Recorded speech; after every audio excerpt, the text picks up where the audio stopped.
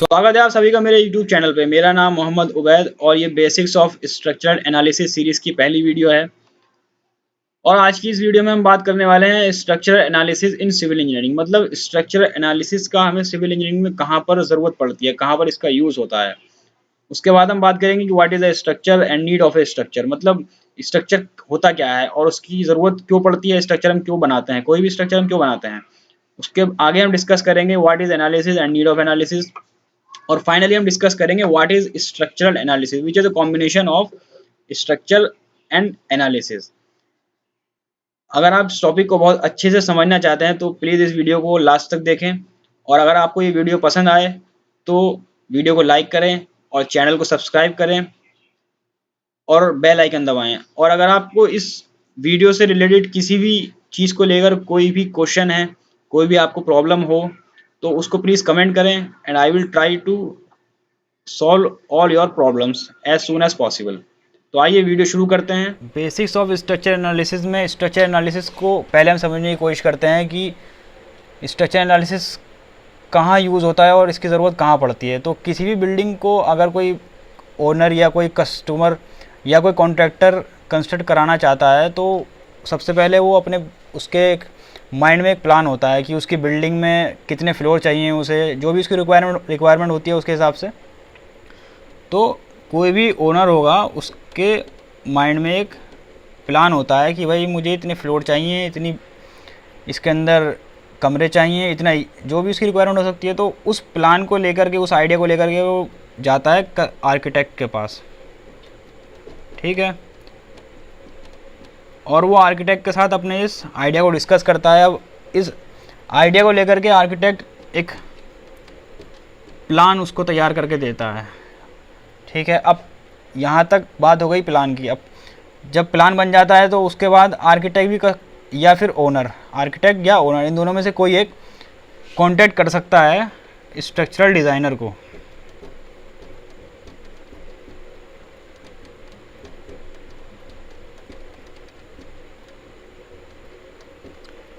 अब structural designer का बहुत अहम रोल होता है किसी बिल्डिंग के डिज़ाइन को लेकर के, किसी बिल्डिंग के कंस्ट्रक्शन के दौरान उसका बहुत अहम रोल होता है, ठीक है।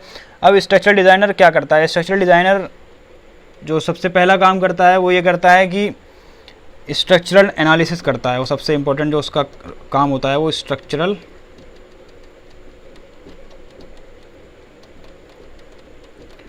एनालिसिस, ठीक है। स्ट्रक्चरल एनालिसिस करने में उसे बहुत सारी चीज़ों की ज़रूरत पड़ती है, जैसे कि इंडियन स्टैंडर्ड्स हमारे कोड होते हैं और जो सॉफ्टवेयर हम यूज़ करते हैं जैसे कि स्टैट प्रो हो गया, ईटैप्स हो गया। और उसे ज़रूरत पड़ती है सॉइल की प्रॉपर्टीज़ की, जो कि उसे जो सॉइल के इंजीनियर्स होते हैं, जियो टेक्निकल इंजीनियर होते हैं, वो उसे प्रोवाइड करते हैं, ठीक है। साइट पे जाकर के टेस्ट करते हैं, उसके बाद वो उसे सॉइल की प्रॉपर्टीज़ प्रोवाइड करते हैं, उसके हिसाब से वो स्ट्रक्चरल का एनालिसिस करता है। और आफ्टर एनालिसिस उसका दूसरा काम होता है डिज़ाइन, ठीक है, design of the structure.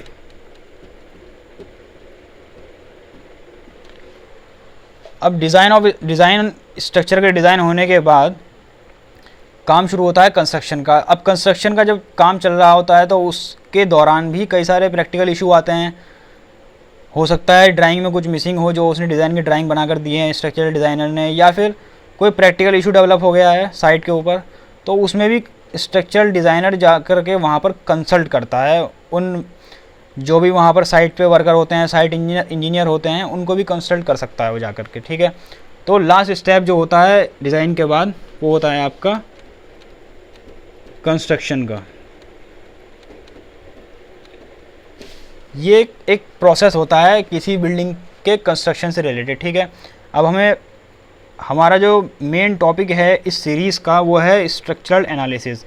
Structural design को भी हम डिस्कस करेंगे अपनी आने वाली वीडियोस के अंदर, but right now our goal is to understand structural analysis. अब स्ट्रक्चरल एनालिसिस के अंदर दो वर्ड हैं। पहला वर्ड जो है वो है स्ट्रक्चरल और दूसरा वर्ड है एनालिसिस। तो हम सबसे पहले कोशिश करते हैं स्ट्रक्चर को समझने की, what is structure and why we build the structure, ठीक है। स्ट्रक्चर होता क्या है, स्ट्रक्चर को बनाते क्यों हैं, और स्ट्रक्चर, किसी भी स्ट्रक्चर के लिए सबसे ज़्यादा इम्पोर्टेंट क्या चीज़ हो सकती है, ठीक है। तो स्ट्रक्चर की आप डेफिनेशन तो बहुत सारी बुक्स में देख सकते हैं, मगर हम यहाँ प्रैक्टिकल इससे समझने की कोशिश करते हैं कि स्ट्रक्चर होता क्या है। ठीक है, तो स्ट्रक्चर की अगर हम बिल्कुल सिंपल डेफिनेशन देखें तो स्ट्रक्चर को हम कह सकते हैं कि ये बहुत सारे एलिमेंट्स का एक असेंबलेज होता है। ठीक है, एलिमेंट्स मतलब जैसे कि ये मार्कर है, अगर आप इसे एक स्टील का बीम समझ लें तो ये एक एलिमेंट हो जाएगा। ठीक है, अब इस एलिमेंट को आप वर्टिकल भी इस्तेमाल कर सकते हैं, हॉरिजॉन्टली भी इस्तेमाल कर सकते हैं, इंक्लाइंड में भी इस्तेमाल कर सकते हैं। अगर हम इस तरह के काफ़ी सारे एलिमेंट्स को एक दूसरे से ज्वाइन कर दें, जैसे एक एलिमेंट आपने ये जोड़ दिया, एक एलिमेंट आपने इसमें यहाँ ज्वाइन कर दिया, एक एलिमेंट यहाँ ज्वाइन कर दिया और एक एलिमेंट यहाँ ज्वाइन कर दिया, तो ये आपका एक स्ट्रक्चर बन गया। ठीक है, अब ये स्ट्रक्चर तो बन गया।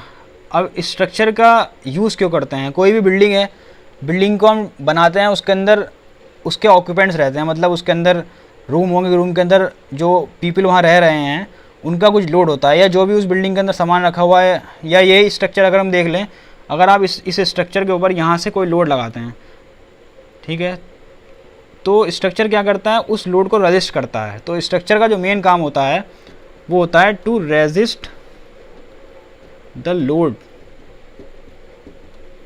To resist the load. ये बहुत इंपॉर्टेंट चीज़ होती है, मतलब जिस भी लोड के लिए वो डिज़ाइन करा जा रहा है उसे स्ट्रक्चर, जिस भी लोड के लिए उस स्ट्रक्चर डिज़ाइन करा है वो लोड जो है उस स्ट्रक्चर के द्वारा अच्छे से रेजिस्ट होना चाहिए। अब अच्छे से रेजिस्ट होने का मतलब क्या है कि under this load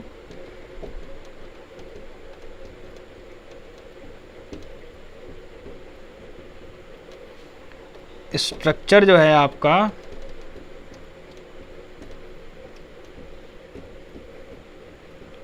structure should be stable.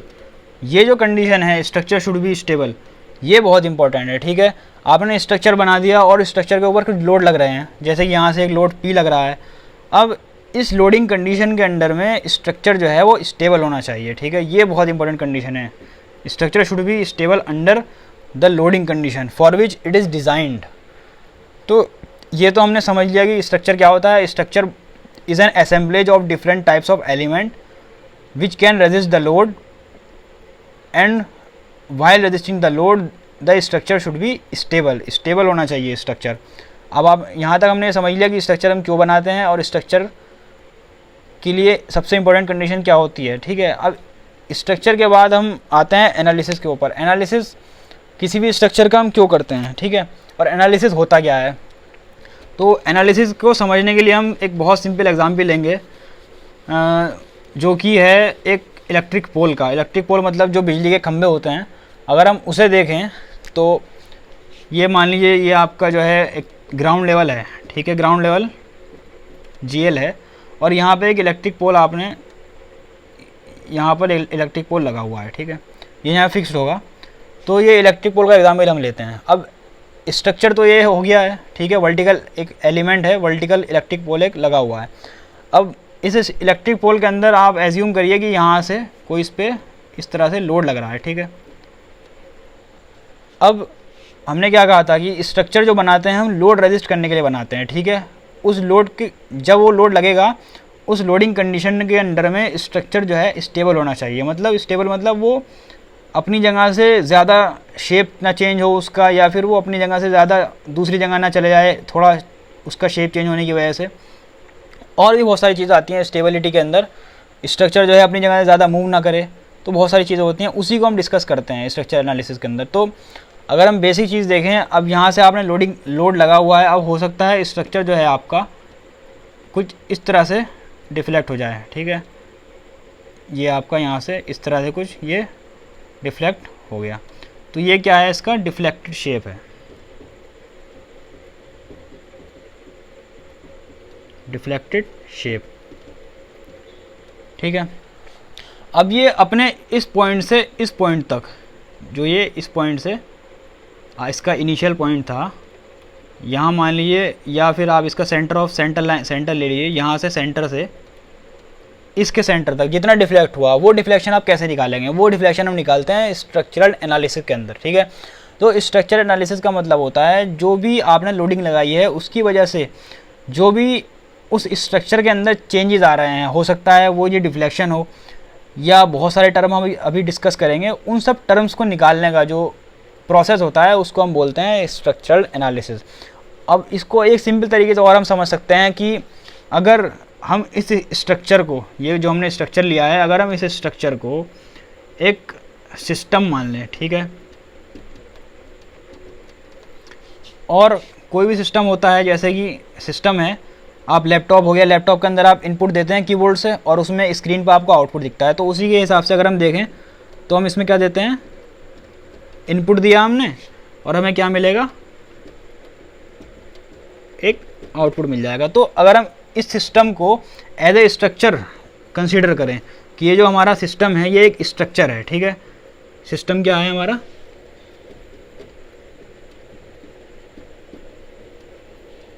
System is the structure, ये हमने एज्यूम कर लिया, ठीक है, सिस्टम जो है हमारा स्ट्रक्चर है। और स्ट्रक्चर पे हम क्या लगाते हैं, लोड लगाते हैं। तो इनपुट क्या हो गया अपना,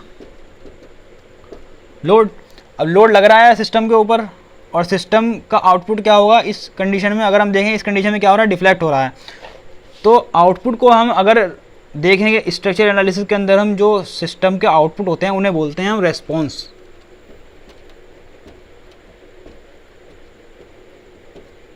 ठीक है, रेस्पॉन्स बोलते हैं। रेस्पॉन्स का मतलब क्या होगा, जो भी सिस्टम का बिहेवियर होगा, जो भी उस सिस्टम का आउटपुट होगा, जैसे यहाँ पर सिस्टम या जो हमारा इलेक्ट्रिक पोल जिसे हमने सिस्टम माना है, जो स्ट्रक्चर है हमारा वो डिफ्लेक्ट हो रहा है, ठीक है, तो ये डिफ्लेक्शन जो है इसका एक रेस्पॉन्स हो गया।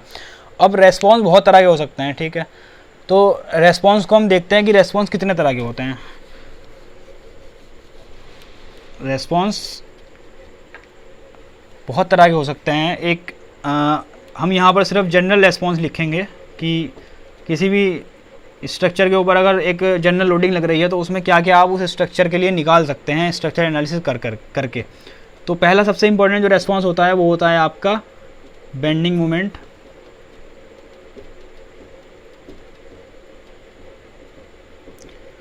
ये आपने अपने एलिमेंट्री कोर्स में पढ़ा ही होगा, जिन बच्चों ने स्ट्रेंथ ऑफ मटेरियल पढ़ी है उसके अंदर बेंडिंग मोमेंट में पढ़ाया होगा, और हम इस सीरीज़ में भी डिस्कस करेंगे इसके बारे में थोड़ा सा। और एक होता है आपका शियर फोर्स।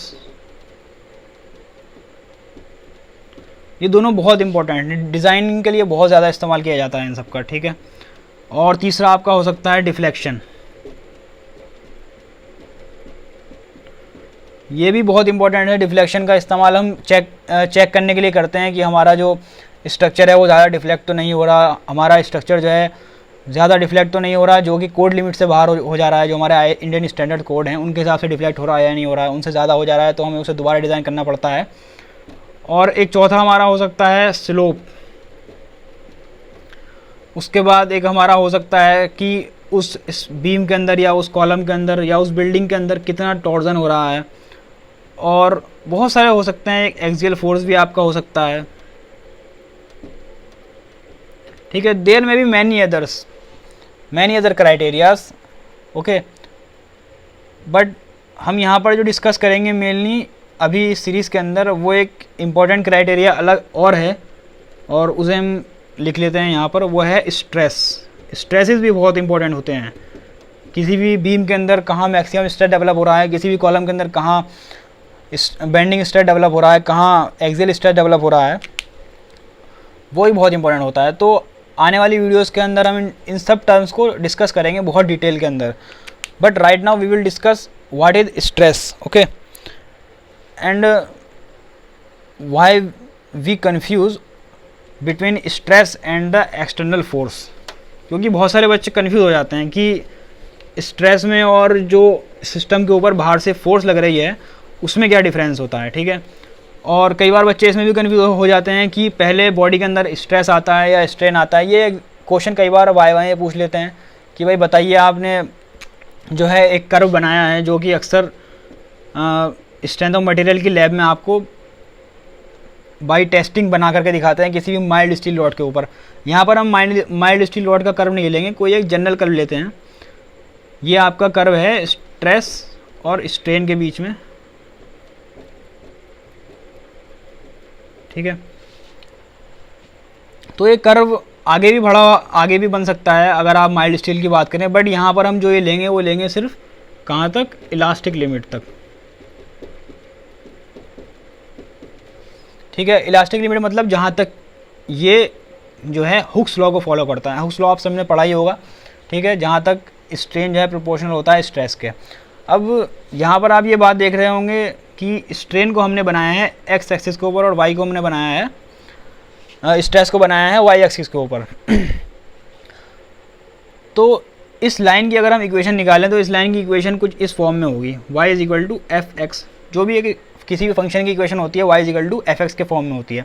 x क्या है, जो भी आपने x एक्सिस पे कोऑर्डिनेट लिया, जो भी वैल्यू ली है, मतलब स्ट्रेन। x क्या है आपका यहाँ पे, स्ट्रेन, और y क्या है यहाँ पर आपका स्ट्रेस। अब स्ट्रेन जो है वो x एक्सिस पे है और स्ट्रेस जो है y एक्सिस पे। x एक्सिस पे हम उस क्वांटिटी को लेते हैं जो कि इंडिपेंडेंट होती है। मतलब इंडिपेंडेंट का मतलब वो जो है आप उस क्वांटिटी की जगह कोई भी वैल्यू पुट कर सकते हैं, उस वैल्यू के कॉरस्पॉन्डिंग आपको एक स्ट्रेस की वैल्यू मिल जाएगी। ठीक है, तो इसका मतलब ये हुआ कि स्ट्रेस जो है आपका, स्ट्रेन जो है आपका इंडिपेंडेंट है और स्ट्रेस जो है उस स्ट्रेन की वैल्यू के ऊपर डिपेंड करता है। इससे भी आप यहाँ से अंदाज़ा लगा सकते हैं कि किसी भी बॉडी के अंदर पहले स्ट्रेन आएगा और उसके बाद स्ट्रेस आएगा। इस चीज़ को और सिंप्लीफाई करने के लिए हम एक एग्जांपल लेते हैं, एक हम बॉडी का एग्जांपल ले लेते हैं। मान लीजिए ये कोई आपकी एक बॉल है। ठीक है, इस बॉल की कोई रेडियस होगी और इस बॉल का कोई वॉल्यूम होगा। अब आपने यहाँ से एक इसके ऊपर फोर्स लगा दी। अब ये बॉल जो है क्या करेगी, ये बॉल जो है थोड़ा सा अपना शेप चेंज करेगी। मान लीजिए इसका जो है चेंज शेप वो कुछ इस तरह का है। ठीक है, अब जब आप इस बॉल के ऊपर फोर्स लगाएंगे तो ये बॉल एकदम से चेंज नहीं होगी। ठीक है, जब आप इस बॉल पे फोर्स लगा रहे होंगे तो ये बॉल उस फोर्स को रेजिस्ट करने की कोशिश करेगी। रेजिस्ट क्यों करेगी, ताकि इस बॉल का शेप चेंज ना हो। ठीक है, तो जब आप इस बॉल के ऊपर फोर्स लगाते हैं तो इसका शेप चेंज होना शुरू होता है। उस शेप चेंज को रेजिस्ट करने के लिए इस बॉल के अंदर स्ट्रेस डेवलप होते हैं। उस स्ट्रेस को ही हम बोलते हैं स्ट्रेसेस, जो कि बच्चे कन्फ्यूज़ होते हैं। आप फोर्स लगाते हैं ऊपर से तो सबसे पहले किसी भी बॉडी के ऊपर क्या लगती है, फोर्स। फोर्स लगने के बाद उसके अंदर क्या आता है, स्ट्रेन। और स्ट्रेन जब बॉडी के अंदर डेवलप होना शुरू होता है तो उस फोर्स को काउंटरएक्ट करने के लिए उस बॉडी के अंदर डेवलप होता है स्ट्रेस। ठीक है, तो पहले आप फोर्स लगाएंगे, फोर्स लगने के बाद बॉडी का शेप चेंज होना शुरू होगा। उस शेप चेंज को रेजिस्ट करने के लिए बॉडी स्ट्रेस लगाना शुरू करेगी अपोजिट डायरेक्शन में फोर्स के। ठीक है, तो ये यहाँ तक मैं समझता हूँ कि बहुत क्लियर हो गया होगा कि what is the difference between stress and force and what is the difference between strain coming before stress. ठीक है, स्ट्रेस पहले आता है या स्ट्रेन पहले आता है, स्ट्रेन पहले आता है या स्ट्रेस पहले आता है। तो यहाँ तक बहुत अच्छे से आपको क्लियर हो गया होगा। तो आज की वीडियो के लिए बस इतना ही, and we will meet in the next video. Thank you very much for watching.